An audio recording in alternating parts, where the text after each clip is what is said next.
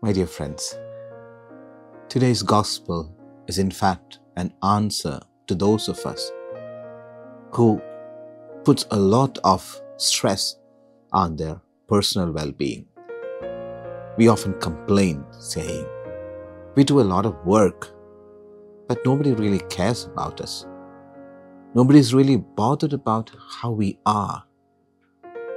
But Jesus really says, any one of you who has a servant, and after he has worked in the field, when he comes home, do you ask him to sit down that you could serve for him? Or rather do you say, come, serve for me first, and then you can eat your meal? In fact, Jesus is just reminding us that the society out there is never fair.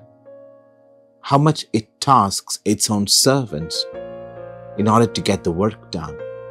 And if that is the case, why do you expect so much of assertion on your personal well-being?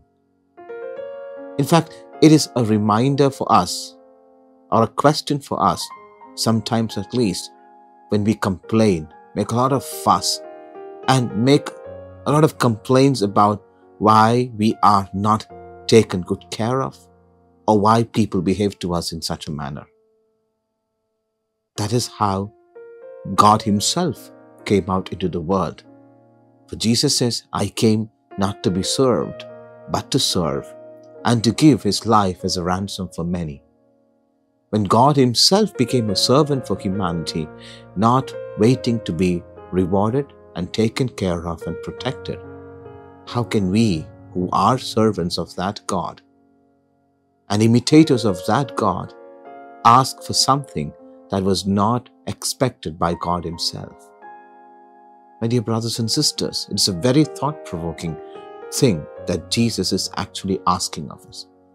Therefore, let us store it very clearly in our mind that we are not meant to be comforted and consoled ourselves.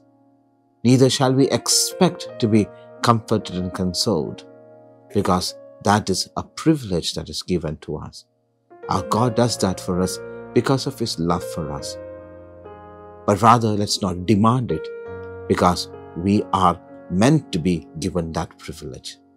No, my dear brothers and sisters, the better we understand that, the easier it is for us to realize that the way of the narrow door is the road to salvation. There will be a lot of situations to press us, to squeeze us, but that necessarily is the road to salvation. The better we understand, the happier we are. God bless you abundantly. Amen.